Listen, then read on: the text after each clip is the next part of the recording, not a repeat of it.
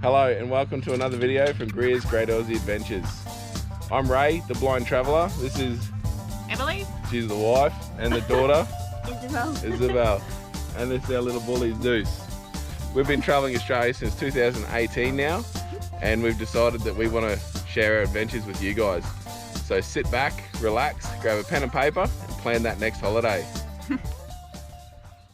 So g'day guys, welcome back to another video.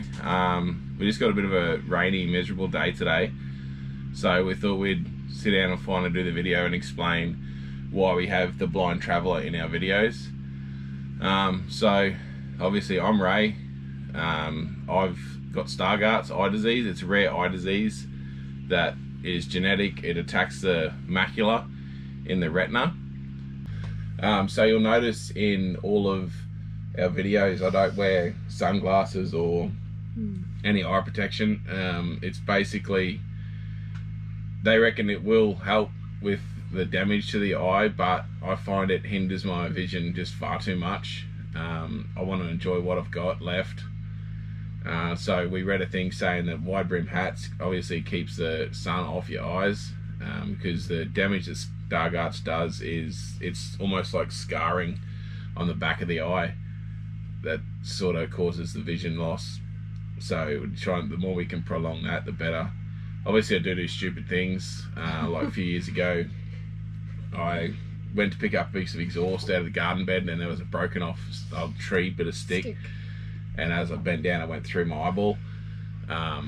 So that caused a little bit more damage, more scarring on the eye that's affected that eye more. The main reason that it's scarred was because the hospital treated it wrong. Instead of giving me steroid injections for my eye so it healed before it scarred, they just sent me home so it all scarred up. So that sort of made that bit a bit worse. But a little funny note, when Isabel was younger, I went for one of my specialist checkups, and she said to the doctor, how blind is my daddy? And the doctor sort of turned around and said to Isabel, he's blind, guide dog blind, honey. And it's just sort of one of those little wake-up calls to Isabel that yeah, I'm not full of shit. That is blind. He can't actually see. Just to hear it from a doctor sort of helped her, I think. But like, she still doesn't understand it fully, like the concept of it. Sometimes like she'll think that she'll walk up to me with something and say, here, look, and just hold it right up to her face, thinking that the closer it is, the more I can see it. So it's cute that she's trying, but I know it won't be till she's a lot older that she fully grasps the concept. But yeah, so it was pretty cool that she's starting to get it.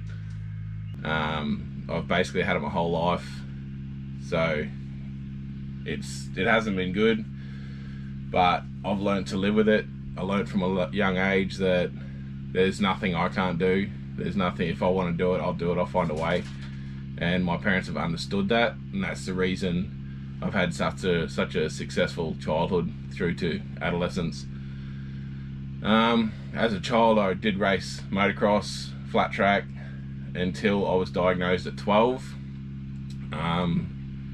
From then my parents felt it was a bit dangerous for me to race in motorbikes on a track with other kids. That was probably the hardest part of my life. From then I went through a few years of basically like depression as a kid, and then I worked out that I can still pursue action sports in an independent way, through skateboarding, freestyle BMX, that sort of thing. I pursued all of those, found freestyle BMX and loved it. Actually competed a bit, picked up a couple of sponsors, did get pretty good. But I found I quit before I could be told I couldn't do it due to my eyes. I'd rather quit because I wanted to, rather being told I can't do it.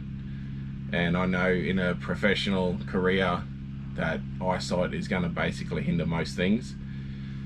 From there I started playing with cars. It was basically playing with cars and working on cars was bred into me, so that started coming out. And then I hit 18, and the realization of never being able to drive on the road or get a license sort of affected me for quite a few years, so I just got really stuck into my BMX.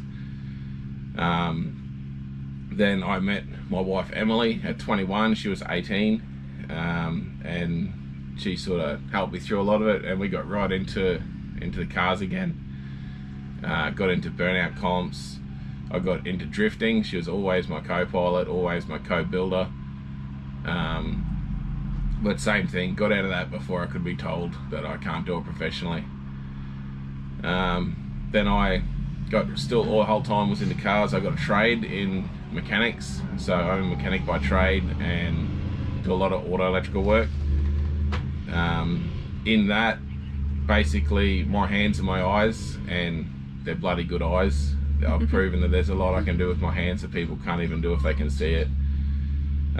Through mechanics, auto electrical stuff, fabrication, everything I've taught her how to solder for any electrical work. She helps me see colors of wiring, anything that's too far away or if it's too dark. So she's got a pretty good basic knowledge of auto electrical work now, even in mechanics. So tools, she knows every tool that's in a toolbox, how to use it, what it does, every part of a car. And same as fabrication, I've got her welding now. The only thing I can't do is get her on a grinder or a drill, but we'll get there. Even when it comes to building the caravan, which you'll see in a further video, all the fabrication side of timber work, none of us had any idea, but when I get things in my head, I just make it come to life. And I taught Em how to use all your circular saws, planes, everything, and built a caravan. But basically, I just want to say to you is that I am legally blind. As much as it doesn't portray in the videos, I've spent my whole life with people doubting how blind I am because of how I get around and how I make do. But I am blind.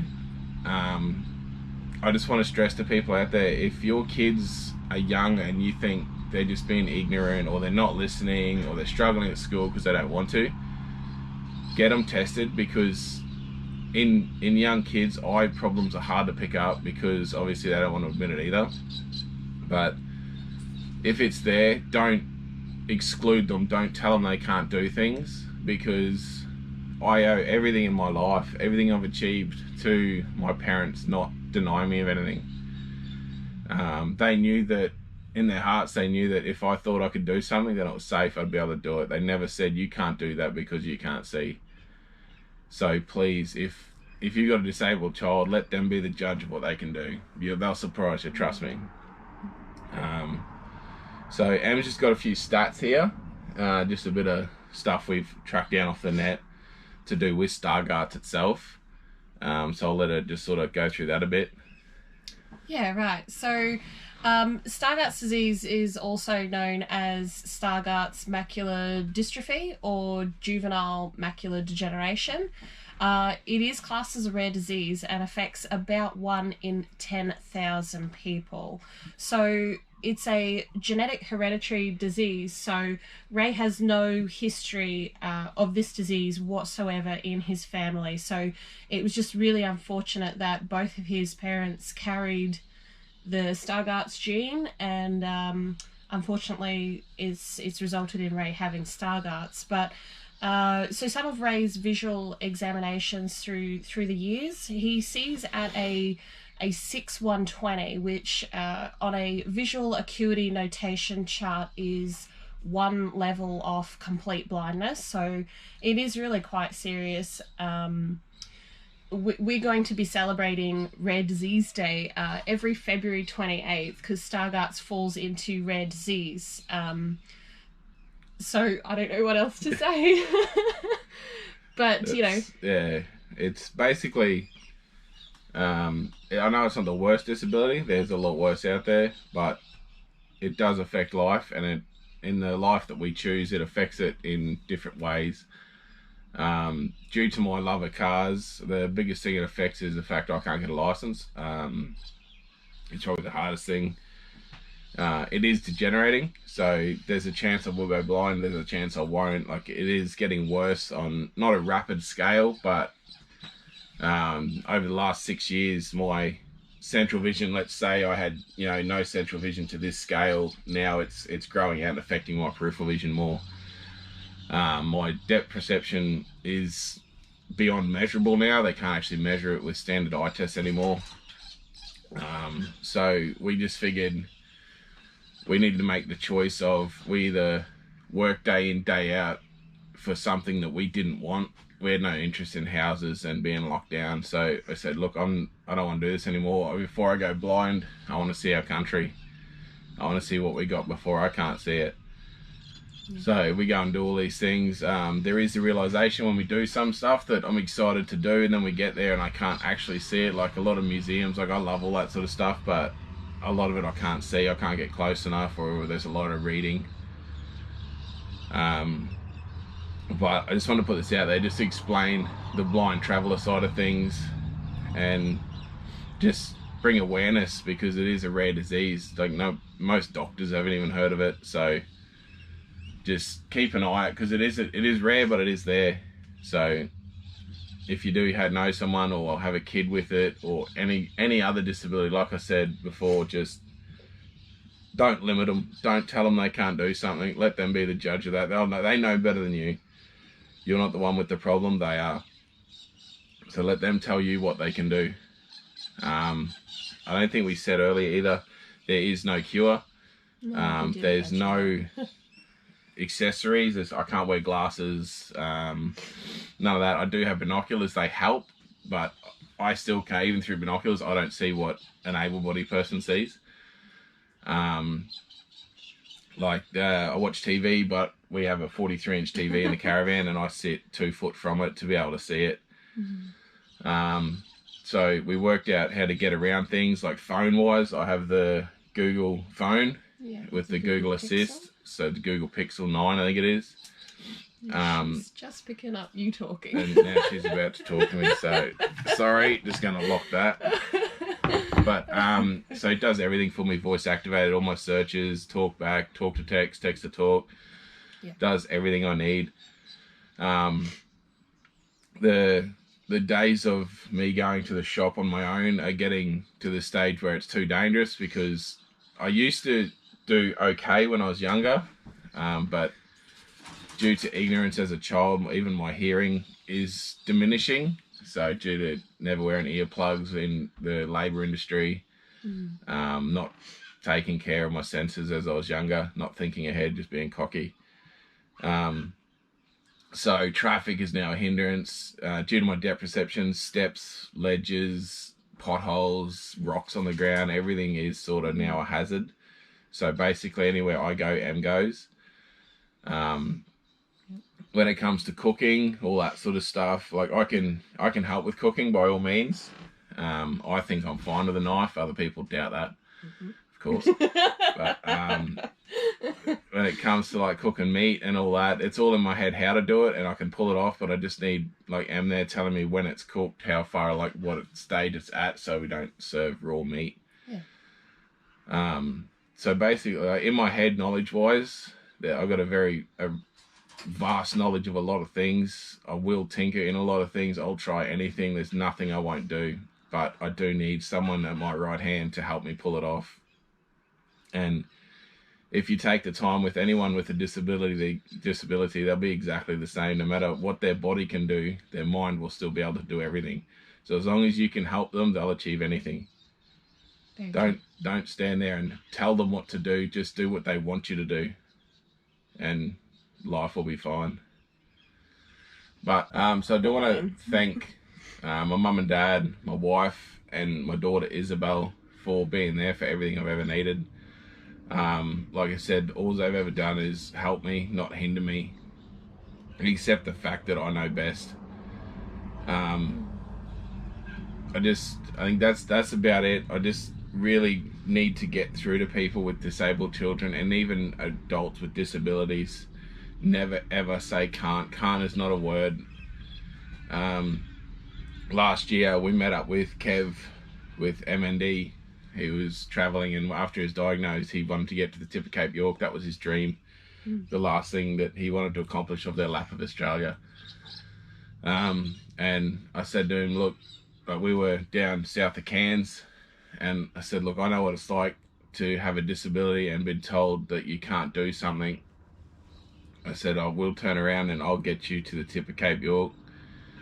I said, I might be able to see where I'm going. I said, you can't feel the ground or you can't move your legs, but you can see. So as long as you can see to get us there, I'll get us there. And we got into the tip, and it was the most emotional, successful things, rewarding things I think we've ever done in our lives. So thank you, Kev, for letting us do that for you, and I hope it meant a lot. But thanks for watching the video. I hope you have learnt a bit about Stargardts and understand now why the blind traveller is a part of our name. It's just, I hope people can take notice of things that I do in the videos, especially people that can't see, and to see that, hey, he can do that, I can do that, because anything's possible. But thanks for watching. Now you know, so you might actually see a few things stand out in videos from now on, things that happen, things I'm not actually looking at, or you'll understand why we don't do some things. But at least it's all out on the table now. If there's anything you want to know, just leave it in the comments. I'll talk about it anytime. It does choke me up a bit sometimes, but I'm happy to answer any questions from you, your children, anything. But yeah, so thank you for watching, and see you next time.